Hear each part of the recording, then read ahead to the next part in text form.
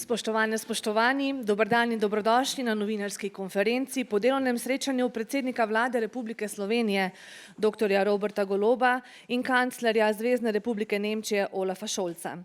Namen današnjega srečanja je krepitev strateškega partnerstva in nadaljevanje rednega političnega dialoga med državama. Nemčija sodi med najpomembnejše zunajtrgovinske partnerice Slovenije. Državi delita zavedanje o pomenu spoštovanja temeljnih evropskih vrednot in sta v skupini držav prijateljic vladavine prava. Predsednika sta se v pogovoru dotaknila aktualnih razmer v Ukrajini, na Zahodnem Balkanu in v Gazi. K besedi pa najprej vabim predsednika vlade Republike Slovenije, gospoda Roberta Goloba. Izvolite. Spoštovani kancler prijateljske Nemčije, gospod Scholz, dragi Olaf, dobrodošli v Sloveniji. Danes sem res vesel tega obiska.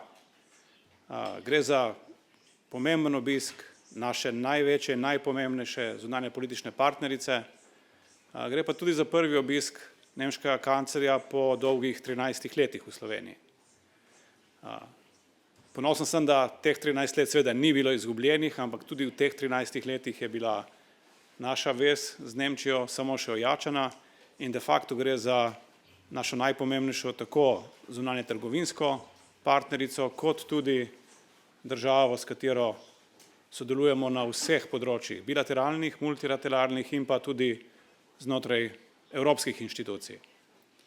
Jaz bi se rad ob tem zahvalil tako Nemčiji, kot tudi kanclerju Scholzu za njegovo vodstveno vlogo, ki jo ima v procesih znotraj Evropskega sveta in ki se še kako tičejo tudi Slovenije, naše varnosti, stabilnosti in naše blaginje. Iskrena hvala kanclerju Scholzu tudi za to, da nam je prisluhnil in obilno pripomogel in plodno pripomogel k preboju pri stališčih Evropskega sveta glede širitve Evropske unije na Zahodni Balkan. Mislim, da je kancler Scholz takoj precenil pomembnost bodočega članstva oziroma poti vseh držav Zahodnega Balkana, poti proti Evropi. In da je na tej, tudi pri prepričevanju ostalih vodilnih v Evropskem svetu iz drugih držav, ki so bile prej skeptične, prav kancler Scholz odigral ključno vlogo. In mislim, da smo mu za to lahko vsi na Zahodnem Balkanu iz srca hvaležni. Teme, o katerih sva že govorila, so evropske teme in širše zunanje trgovinske teme, zunanje politične teme, od odziva na rusko agresijo v Ukrajini, na kakšen način lahko pomagamo Ukrajini, da se bo obranila te agresije in kako lahko pripeljemo do pravičnega miru, pa do tem, ki se tičejo na kakšen način sedaj po sprejeti odločitvi o pristopnih pogajanjih za Bosno in Hercegovino, na kakšen način lahko obe naši državi pripomoreta, da bodo države Zahodnega Balkana napravili naslednje korake čim bolj učinkovito in tudi čim hitreje. Dotaknila sva se tudi, in o tem bo kasneje še več govora, bilateralnih tem. Tukaj moram takoj povedati, da je sodelovanje zgledno. Nemčija je naša druga največja trgovinska partnerica. Verjamem, da lahko tudi s sodelovanjem povrne svojo vodilno vlogo in prevzame vodstvo v bodoče. Danes smo se pogovarjali zaenkrat predvsem o tem, kako povečati sodelovanje na področju gospodarstva na novih tehnologijah. Kasneje bomo govorili o energetiki, tudi o obrambni industriji in verjamem, da bomo tudi tukaj našli skupen jezik in na nek način nov zagon pri pospešitvi gospodarstva in nenazadnje ob nogometu v poletnih mesecih se bo tudi Slovenija s svojo gospodarsko delegacijo organizirala veliko poslovno konferenco v Münchnu 19. junija in verjamem, da je tudi to ena priložnost, na kateri bomo naše sodelovanje lahko še ojačali. Hvala lepa. Najlepša hvala, predsednik. Zdaj pa vabim k besedi kanclerja Zvezne republike Nemčije, gospoda Olafa Scholza. Izvolite. Schönen Dank. Sehr geehrter Herr Ministerpräsident, lieber Robert, Danke für den schönen Empfang, für die Gespräche, die wir schon geführt haben. Ich bin nicht das erste Mal in Slowenien, aber das kann ich sagen, das erste Mal als Bundeskanzler, wobei ich auch nicht das erste Mal an diesem Platz bin, denn hier war ich auch schon einmal und habe an sehr umfassenden Beratungen europäischer Finanzminister teilgenommen. Der Besuch unterstreicht für mich jedenfalls noch einmal die Wertschätzung für unseren engen Partner und für die ausgezeichnete bilaterale Zusammenarbeit. Wir sind in vielen Fragen gleichgesinnt. Das kann man nicht für jedes Land sagen, aber das ist hier ganz offen der Fall. Und deshalb ist es ein Besuch bei Freunden, über die ich mich, wie gesagt, sehr gefreut habe. Unsere Herausforderungen sind auch sehr ähnlich. Wir müssen die Energiewende bewältigen, damit wir eine gute Zukunft haben und die Wirtschaft unserer Länder gut aufstellen können. Wir müssen die digitale Transformation voranbringen und wir müssen natürlich auch zum Beispiel so etwas Wichtiges wie unsere Autoindustrie modernisieren und dazu beitragen, dass sie weltweit ihre Rolle weiter spielen können. Und deshalb ist es ganz wichtig für uns, unsere bilateralen Beziehungen auch wirtschaftlich zu vertiefen. Wir haben uns deshalb noch einmal vergewissert, das in unserem bilateralen Aktionsplan voranzutreiben. Und es laufen jetzt die Vorbereitungen für den nächsten, den wir uns vorgenommen haben. Auch das ist etwas, was ja ein Ausdruck guter Beziehung ist, dass wir Stück für Stück an den vielen Fragestellungen arbeiten, die wir haben. Meine Damen und Herren, ohne Sicherheit ist alles nichts. Das ist das, was man in diesen Tagen sagen muss. Slowenien gehört seit fast genau 20 Jahren der EU und der NATO an. Und unsere Beziehungen können auch europapolitisch und sicherheitspolitisch kaum enger sein. Wir sind alle sehr herausgefordert mit den Dingen, die uns jetzt begegnen. Dazu zählt natürlich zunächst einmal die Beitrittsperspektive des westlichen Balkans. Ich habe mich sehr dafür eingesetzt, dass dieser Prozess wieder Fahrt aufnimmt. Wir erinnern uns, vor mehr als 20 Jahren ist in Thessaloniki den Staaten des westlichen Balkans der Beitritt zur Europäischen Union in Aussicht gestellt worden. Und so richtig weit sind wir noch nicht gekommen. Deshalb ist es gut, dass da jetzt wieder neue Bewegung entstanden ist und wir die vielen konkreten Fragen voranbringen, die da sich stellen. Das gilt für die Lösung von bilateralen Konflikten, die hinderlich sind, wie etwa die Frage, wie gelingt es jetzt, dass wir den Prozess mit Nordmazedonien voranbringen können und er nicht behindert wird von Streitigkeiten zwischen Mitgliedstaaten. Das gilt für die Frage Serbien-Kosovo. Und das gilt natürlich auch für die Frage, wie geht es weiter mit Bosnien-Herzegowina. Deshalb bin ich für die Eröffnung der Gespräche sehr dankbar und dafür, dass wir diesen Schritt jetzt gehen mit dem Kandidatenstatus und all den Möglichkeiten, die damit verbunden sind. Ich jedenfalls glaube, das ist ein guter Schritt. Und wir werden uns auch nicht nur beobachtend an die Seite stellen, sondern ganz konkret versuchen voranzutreiben, dass jetzt die notwendigen Reformen in Bosnien-Herzegowina auch vorangetrieben werden. Denn das gilt für alle, die auf Mitgliedschaft in der Europäischen Union hoffen, dass das kein geopolitischer Entscheidungsprozess ist, sondern einer, der immer daran geknüpft ist, dass es konkrete Reformschritte gibt. Das gilt für die Staaten des westlichen Balkans, das gilt ganz konkret auch für Moldau, für die Ukraine und Georgien.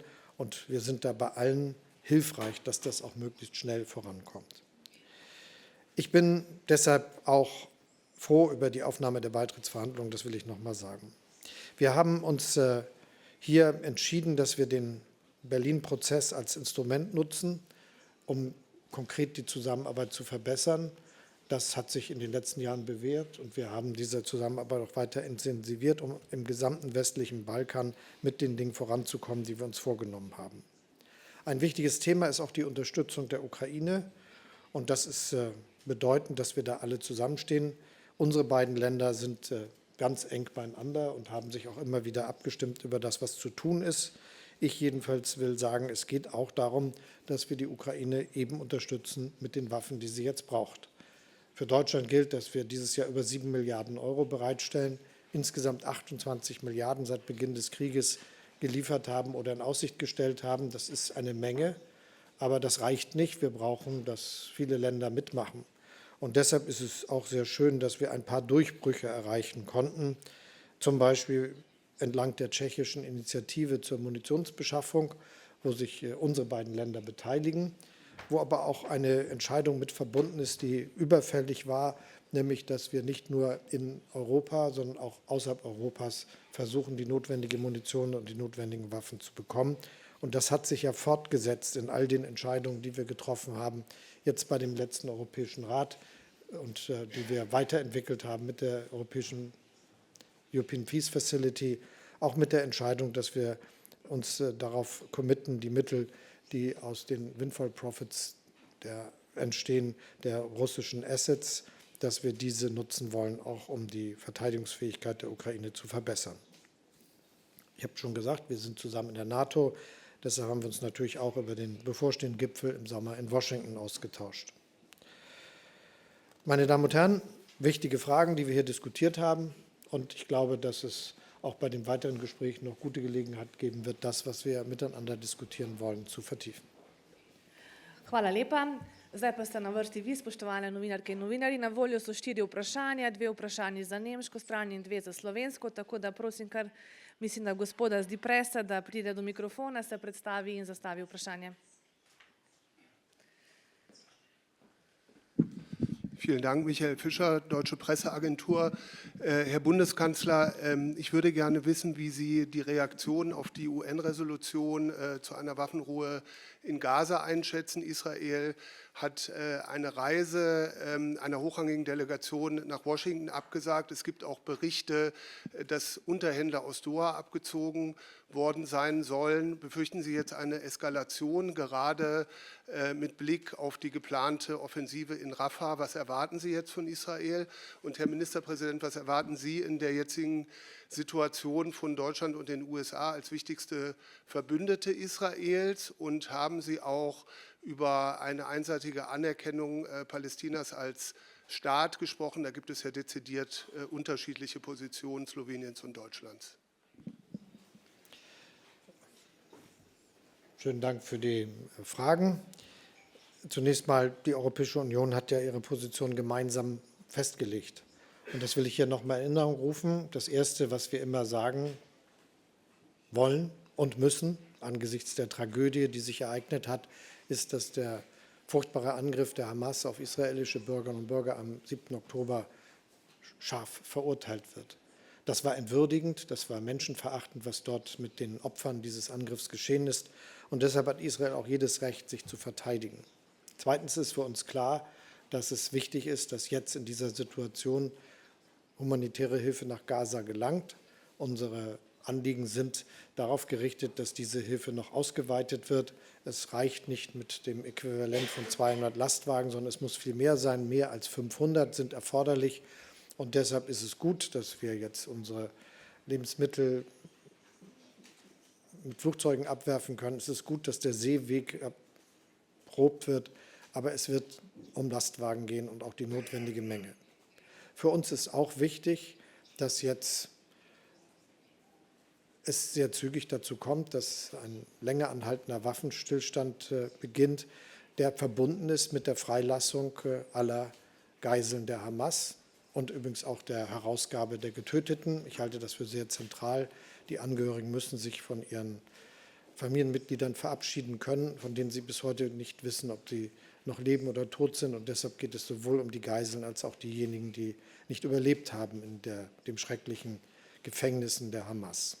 Das alles steht jetzt unmittelbar an und ist etwas, was gemeinsam von uns vertreten wird. Und da hoffen wir schon, dass trotz der schwierigen Situation, die Sie beschrieben haben, das jetzt bald gelingt. Predsednik, bi želeli kaj dodati? Najprej naj povem, da celoti podpiramo ta del, ki je bil ravnokar povedan strani kanclerja Scholza. Nenazadnje gre za skupno stališče, ki ga je potrdil tudi Evropski svet. Res pa je, da so razprave na to temo na Evropskem svetu dostikrat dolge in tudi burne, tudi čustvene.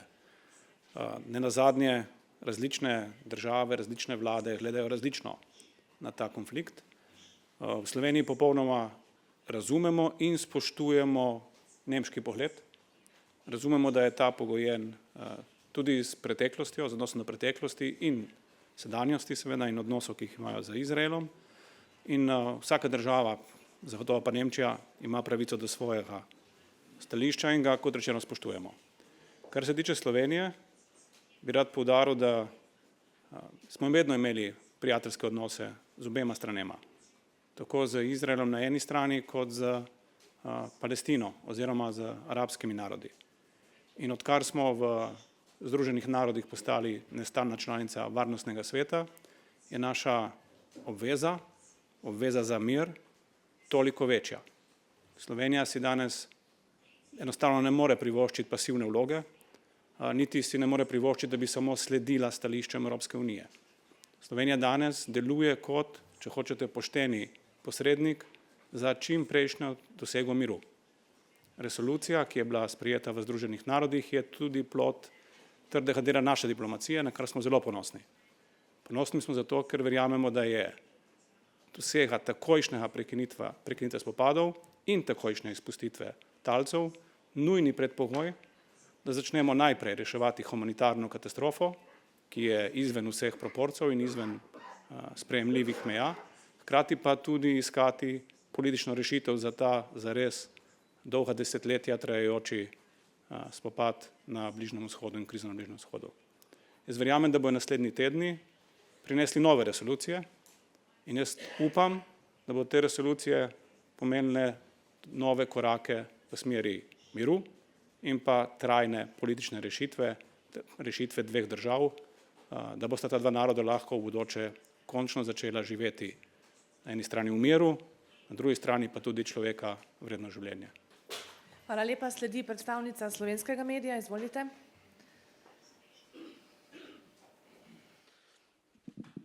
Pozdravljeni, Sara Božič, Slovenska tiskovna agencija.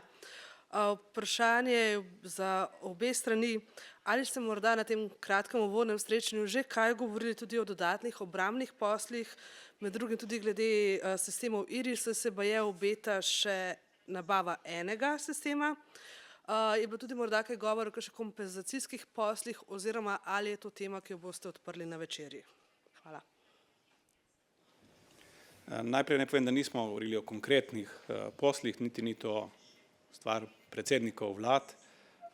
Verjamem pa, da bomo sodelovanje na gospodarskem področju v času delovne večerje še temeljito preučili, ne samo na obrambnem področju, ampak tudi na področju, predvsem na področju energetike in novih tehnologij. Prav na teh ostalih področjih smo tradicionalno bolj povezani, vsi pa seveda obetamo tudi na obrambni industriji novo sodelovanje in verjamem, da takrat, ko bomo imeli kaj za komentirati in povedati na to temo, bova oba z veseljem to tudi naredila. Boste še kaj dodali, gospod kancler? Ich habe dem nichts hinzuzufügen. V redu, najlepša hvala. Sledi predstavnica nemškega medija. Izvolite.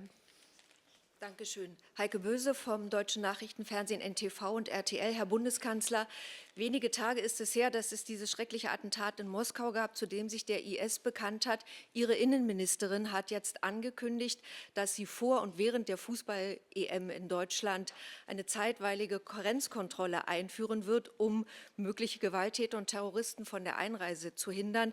Wie beurteilen Sie diesen Schritt und wie beurteilen Sie die Sicherheitslage in Deutschland im Sommer? Und Herr Ministerpräsident, wie beurteilen Sie auch die Sicherheitslage in Europa und auch die Ankündigung, dass Deutschland vorübergehend seine Grenzen wieder kontrollieren wird?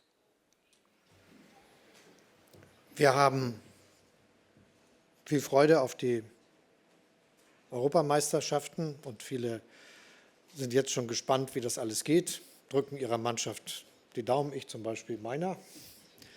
Und wir wollen unbedingt, dass das ein Erfolg wird. Nicht nur was die eigene Mannschaft betrifft, sondern auch als großes Ereignis friedlich zusammenkommender Menschen, die ihren Mannschaften jubeln und die sich freuen über fußballerische Leistung. Dafür sind viele, viele Vorkehrungen getroffen worden und wir sind jeden Tag dabei, die Sicherheitslage konkret zu bewerten. Auch vor diesem furchtbaren Anschlag in Moskau war das für uns höchste Priorität, dass wir genau hinschauen, was für Gefahren auf uns zukommen können und dass wir darauf uns sorgfältig vorbereiten. Zu den Maßnahmen gehören auch die jetzt angekündigten Grenzkontrollen, die übrigens nichts Ungewöhnliches sind, sondern auch bei anderen Großereignissen dieser Art in der Vergangenheit stattgefunden haben. Das ist ein ganz bewährtes Instrumentarium, das wir in Europa haben und das wir hier einsetzen und das eben der Sicherheit dient. Ich glaube, das versteht auch jeder. Wir werden alles tun, was für die Sicherheit der Bürgerinnen und Bürger erforderlich ist. Najprej naj izrazim sožalje vsem žrtvam in njihovim svojcem tega terorističnega napada. Terorizem je nesprejemljiv, ne glede na to, kje v svetu se zgodi. To velja tudi za Moskvo. Kar se pa tiče nogometa, jaz si samo želim, da se bojo naše reprezentance srečale tekom prvenstva, ker to pomeni, da bomo zelo dobro igrali kot Slovenija. Vsi se veselimo tega dogodka, hkrati se pa zavedamo varnostnih tveganj. Ta niso od prejšnjega vikenda. Varnostna tveganja so se izrazito povečala po vseh ocenah že od začetka, od terorističnega napada Hamasa 7. oktobra in še prej. In s tem namenom je tudi Slovenija na svoji južni in vzhodni meji že uvedla varnostna preverjanja. Tako da žal živimo v res turbulentnih časih, žal živimo v kriznih časih in odziv na to smo vlade dolžne zaradi varnosti svojih državljanov tudi narediti. Jaz popolnoma zaupam nemškim varnostnim silam, da bodo storile vse, ne samo kar je v njihovi moči, ampak kar je potrebno, da bo varnost na maksimalnem nivoju in kot rečeno, se veselim tega, da se vidimo v Nemčiji na prvenstvu. Še zadnje vprašanje, časopis Dnevnik, izvolite. Guten Tag, Alice Gabe von Tageszeitung Dnevnik. Eine Frage für Herrn Kanzler, die über den Westbalkan. Sind Sie der Ansicht, dass in der nächsten Periode der Europäischen Kommission es eine Erweiterung gibt? Und welche Reformen muss die Europäische Union selber bewältigen, dass sie erweiterungsfähig ist? Danke.